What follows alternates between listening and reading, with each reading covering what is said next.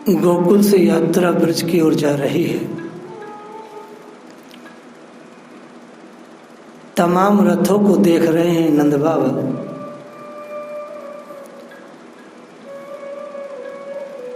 आज उपनंद ने कह दिया था कि तुमको भी काम करना पड़ेगा, तो नंद बाबा बेचारे आज काम संभालने के लिए लगे हैं।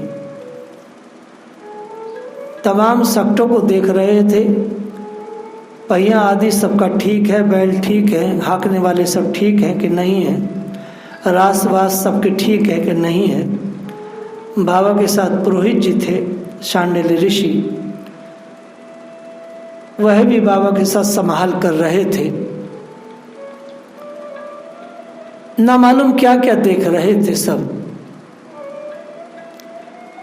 और माँ यशोदा सकट पर बैठी हुई लाला को अपनी गोद में लेकर लीला मुग्ध हो रही है।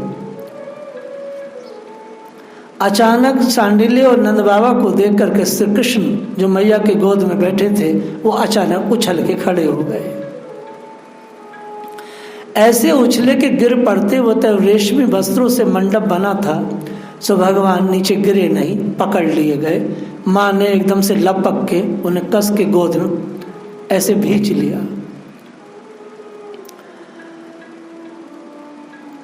वास्तव में भगवान बहुत ही कौतुकी है, लेकिन माँ यशोदा कभी भी श्री कृष्ण की सुरक्षा और उनकी सेवा से गाफिल नहीं होती है। महर्षि शांडिल्य शंख ध्वनि करके प्रस्थान की सूचना कर देते हैं। जैसे गार्ड सीटी बजाता है ट्रेन की, वैसे ही शांडिल्य ऋषि ने शंख बजाया कि यात्रा अब चलनी चाहिए। बड़े मजे की बात है, इन्होंने शंख ध्वनि की, महर्षि ने प्रस्थान की मानो सूचना दी हो कि अब चलना है। शंख ध्वनि होते ही उपनंद उनके समीप एक बड़े मंच पर खड़े हो गए। खड़े होकर जैसे झंडी दिखाते हैं ना, ऐसे ही ऊंचे मंच पर खड़े होकर के हाथ हिला हिला कर सबको संकेत करने लगे, अब चलो, जल्दी चलो। हजारों हजारों बड़े बड़े बलवान पहलवान सारे के सारे धनुष बाण लाठी वाटी हाथ में लिए तमाम गोप ब्रजेश्वरी के रथ की रक्षा करने लगे। दोनों बैठे हैं इसमें कि कहीं रास्ते में कोई राक्षस वाक्षस उत्पात न कर दे, किसी भेष में ना आ जाए। नंद बाबा कुछ बोले नहीं। शांडिल्य ने और उपनंद ने यह व्यवस्था कर दी कि भाई कम से कम 1000 पहरेदार उस रथ के आसपास रहे जिसमें श्री कृष्ण बलराम है।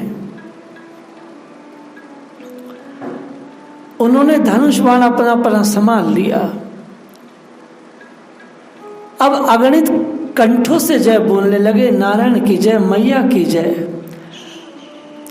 लेकिन गोप सखाएं तो वो कहते कन्हैया की जय, और सारे बच्चे बोलते कन्हैया की जय, दाऊ दादा की जय, यशोदा मैया की जय। और सब बोल रहे थे नारायण की जय। असंख्य गाड़ियां चल रही थी, सारा आकाश ध्वनि से भर गया, सारी दिशाएं निनादित हो गई, कुछ सुनाई नहीं पड़ता था। कहते हैं बस सारे ब्रज में ध्वनि हुई, बस घर घर गायों को बढ़ाते हुए ऐसा शब्द हो रहा था कि हृदय में रोमांच पैदा करता था।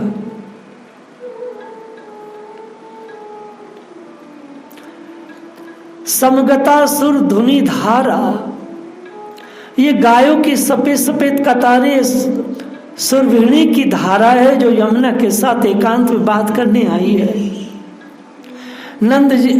उपनंद जी ने यह व्यवस्था की थी, यमुना के किनारे किनारे गाय जो हैं वो पंक्तिवत चल रही थी।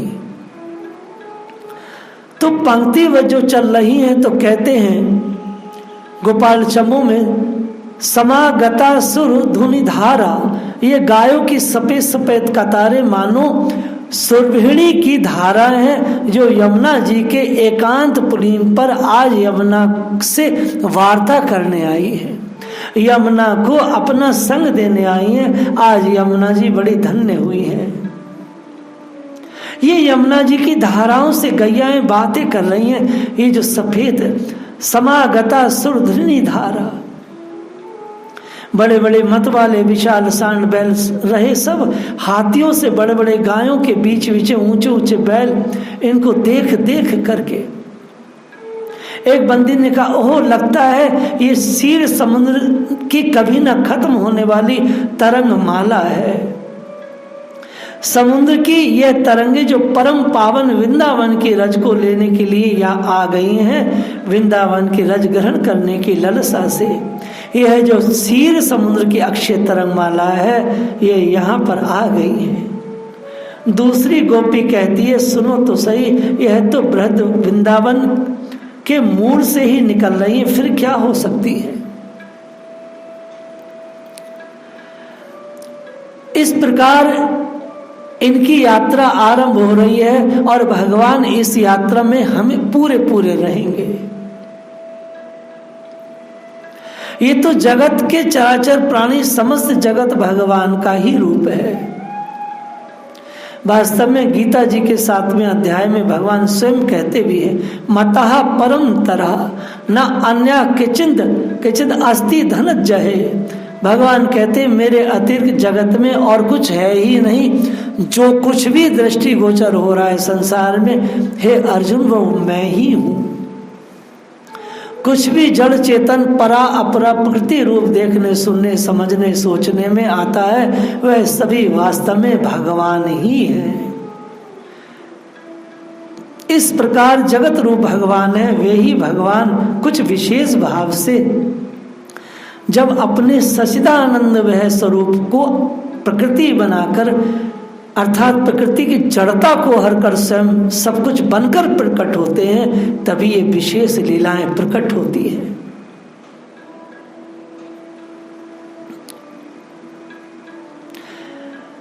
ऐश्वर्य मिश्रित और एक होती है ऐश्वर्य शून्य, ये दो लीलाएं होती हैं।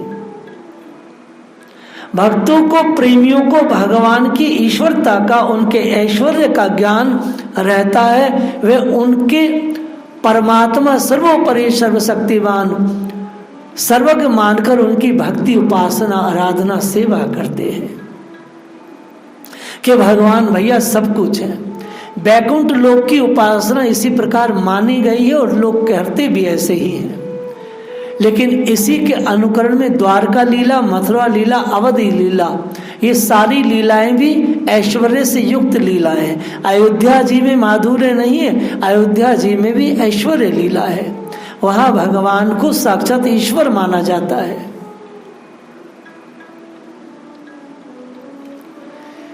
परंतु ब्रज की लीला में ऐश्वर्य नहीं है, ब्रज में तो अनुराग लीला है। जहां किसी के गुण की, भगवान के गुणों की, शक्ति की अपेक्षा नहीं है, इनमें ईश्वर तत्व नहीं है, यह देखकर जो भक्ति होती है वह और भक्ति है। परंतु इनके प्रति चित्त खिंचा है, यह कौन है ये जानने की आवश्यकता नहीं। ये हमारे हैं बस, ये भगवान है कि नहीं है, इनमें गुण है कि नहीं है, इससे कोई लेना देना नहीं होता भक्तों को। बस इनमें हमारा चित्त अनुरक्त है, इनके बिना हमारा जीवन नहीं है। ये अनुराग भक्ति है और ये सर्वोपरि भक्ति है। इस भाव को लेकर जो विशुद्ध अनुराग होता है, इस अनुराग में ना कहीं ज्ञान का विधन होता है और ना कहीं भय का विधन होता है। विधन ही है यदि इस प्रकार का ज्ञान उदय हो जाए कि यह साक्षात स्वयं भगवान है, तो उनके प्रति जो वात्सल्य भाव, जो सख्य भाव, जो मधुर भाव होता है, वह नहीं रह जाता। बहुत ध्यान से आप सुने, श्रद्धा पैदा हो जाती है, भक्ति पैदा हो जाती है, आदर बुद्धि पैदा हो जाती है, सम्मान बुद्धि पैदा हो जाती है, कुछ दुराव, अलगाव और छोटा बड़ापन आ जाता है। जहाँ पर ज्ञान उदय हो जाए, जहाँ पर भगवान की भगवत्ता हृदय में प्रकट हो जाए, तो ये सारी चीजें प्रकट हो जाती है। लेकिन अनुराग सारा खत्म हो जाता है, प्रेम सारा खत्म हो जाता है। यह अपनी बात हुई थी कि श्रद्धा बड़ी ऊंची चीज है। मैंने पहले कई बार कहा है, श्रद्धावान लभते ज्ञानम, श्रद्धा बहुत बड़ी चीज है, श्रद्धा के बिना काम होता ही नहीं। परंतु माधुर्य प्रेम के राज्य में श्रद्धा विधन करती है। वहां यदि श्रद्धा पैदा हो जाए किसी गुण को लेकर के, ऐश्वर्य भी गुण है, शक्ति भी गुण है, बल भी गुण है, सर्वज्ञता भी गुण है, इन गुणों को लेकर यदि श्रद्धा पैदा हो जाए तो फिर यशोदा मैया यह मेरा बेटा है यूं समझकर निसंक चेष्टा नहीं कर सकती है। वो साक्षात पक्का प्रेम नहीं कर सकती है। ये परस्पर सखाओं के साथ खेले हैं। जो सखा हैं वह यदि इन्हें भगवान समझ ले तो जो आपस का निशंक निर्विरोध निसंभ्रम परस्पर जो खेल होता है वह सब का सब बंद हो जाएगा, चौपट हो जाएगा। फिर मन में एक भय पैदा हो जाए कि भगवान के साथ खेल रहे, जरा भगवान का सम्मान रखना, खेलना है। इस प्रकार यदि भगवान की भगवत्ता प्रकट हो जाए तब भी होता है, यदि बीच बीच में भगवत्ता झांकती है, आती है, विधन करती है, आकर वाणी पर भी आ जाती है। इसलिए आती है कि देखने सुनने वाले लोगों के मन में कहीं भ्रांति ना हो जाए, यह भगवान की लीला नहीं है, कुछ और है। इसलिए गोपांगनाओं ने गोपी गीत में कहा है, न खलु गोपिकानंदनो। आहा, क्या सुंदर श्लोक आचार्य सुखदेव ने बोला है। ये झांकी है, ऐश्वर्य का झांकना है। इसलिए देखने सुनने वाले लोगों के मन में भ्रम ना हो जाए कि ये लीला भगवान की नहीं है। आरास पंचाध्याय में भगवान शब्द सुखदेव जी ने सबसे पहले इसलिए रखा है कि जब सुनने वाले पढ़ने वाले ध्यान रखना इस बात का कि ये भगवान की लीला है भला, लेकिन यशोदा के मन में, नंद बाबा के मन में, सखाओं के मन में ये बात नहीं उदय होती है और ना ही उदय होना चाहती है। क्योंकि माधुर्य प्रेम नहीं पैदा होने देता है कि ये भगवान है। इसी को कहते हैं विशुद्ध अनुराग। विशुद्ध अनुराग, जिस अनुराग में, जिस प्रेम में किसी गुण का, किसी ऐश्वर्य का सम्मिश्रण है, वह विशुद्ध नहीं रहता। उसमें कोई चीज आकर मिल गई तो कहते हैं कि खाने की इस चीज में अमुक चीज मिला दी गई, अच्छी मिलाई गई है। शुद्ध आटे में शुद्ध चीनी मिला दी जाए तो मीठा तो हो गया, आटा शुद्ध रहा नहीं, मिश्रित हो गया। अब आटे की शुद्धता नहीं है, उसमें मिठास आ गई। इसी प्रकार भगवान का जो विशुद्ध अनुराग है, उस विशुद्ध अनुराग में यह कहीं नहीं होता है कि उसमें कहीं ज्ञान प्रकट हो जाए, ऐश्वर्य प्रकट हो जाए। यदि हो जाए तब तो हंसी आती है या अपने समझदारी का अभिमान यह तर्क पैदा कर देता है। जो कम पढ़े लिखे लोग हैं उन लोगों को समझाने के लिए भगवान ने मानव रूप से बाल लीला की है। उनकी तुच्छ बुद्धि होती है और नहीं तो बाल लीला समझकर हंसते हैं। भगवान की प्रेमा आधीनता का उच्च आदर्श सामने आकर कितने बड़े जो महान हैं वे प्रेम बस कितने नीचे होकर ठीक वैसे ही बन जाते हैं, दिखाते नहीं हैं और वैसी भोली भाली बातें करते हैं, सीधी सादी बातें करते हैं। उनको भूख लग जाती है, प्यास लग जाती है, उन्हें भय होता है, क्रोध होता है, भागते हैं, प्रेम करते हैं। ये सारी चीजें बिना विशुद्ध अनुराग के समझ में कभी नहीं आ सकती है। इसलिए वैष्णवों ने जहां भक्ति का निरूपण किया, जीव गोस्वामी ने तो इस पर दार्शनिक दृष्टि से बड़ा विवेचन किया है। ये जो गोपांगनाओं की भक्ति है, ये भक्ति वह भक्ति नहीं है जो भक्ति की जाती है। ये तो स्वाभाविक शक्ति है। जो ब्रज के लोगों की भगवान में रागात्मिका भक्ति थी, उसी का अनुसरण करके रागानुगा भक्ति की जाती है। ये होती है, ये की नहीं जाती।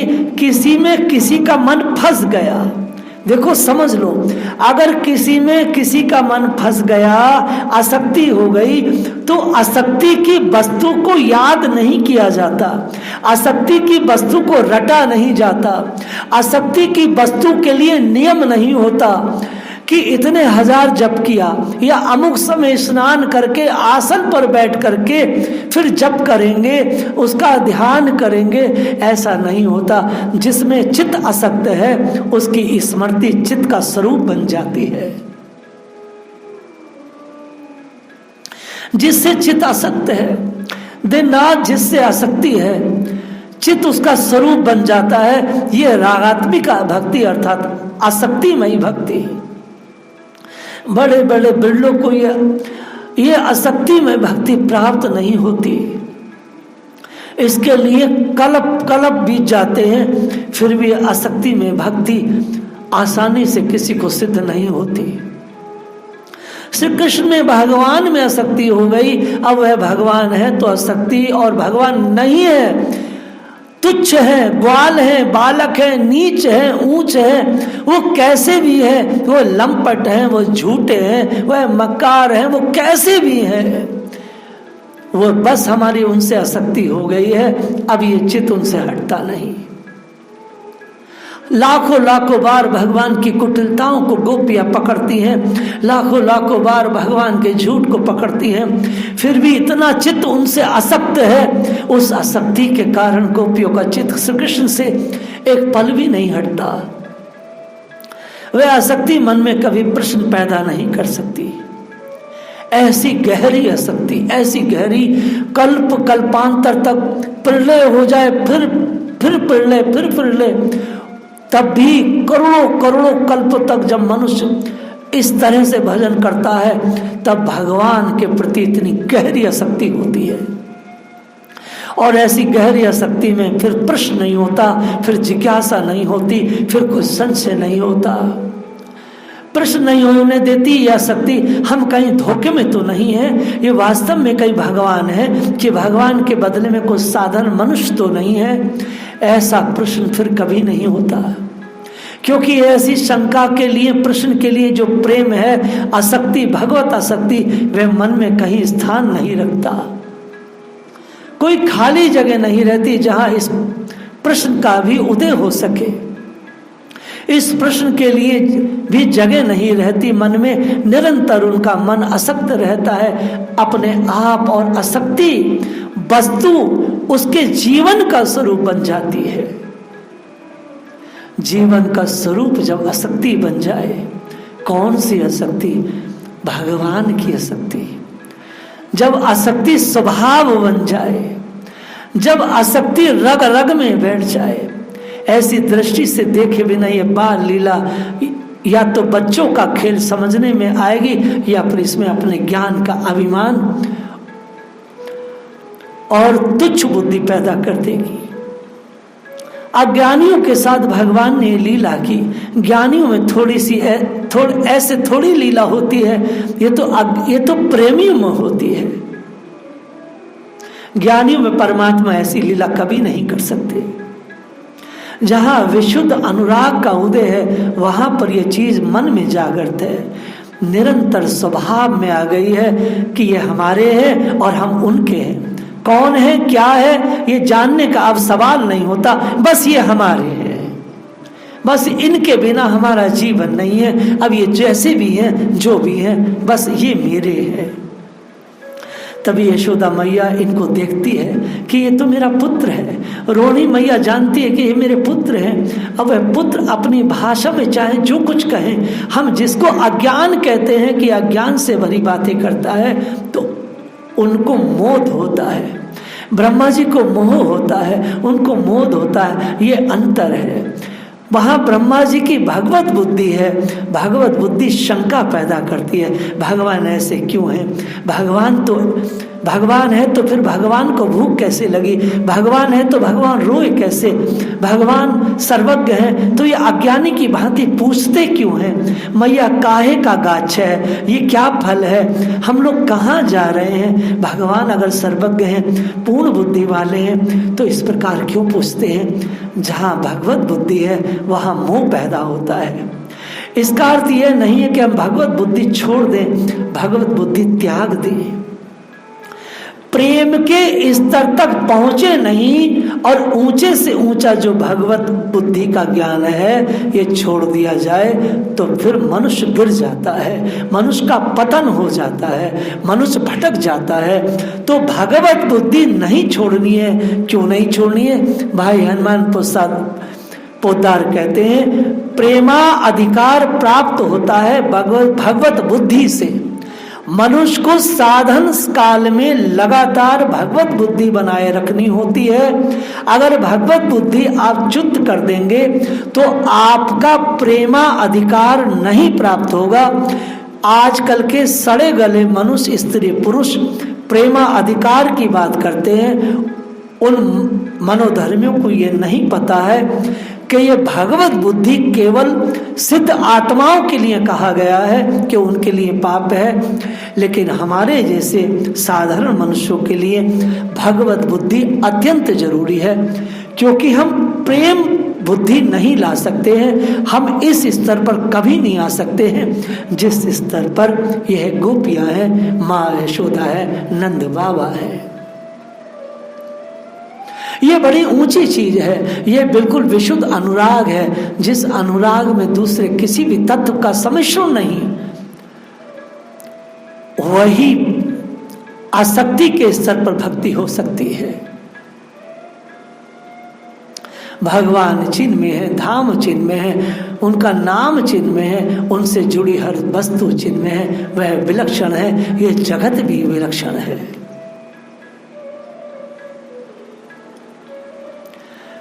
इस कथा को कैसे कैसे आपके बीच में रखें।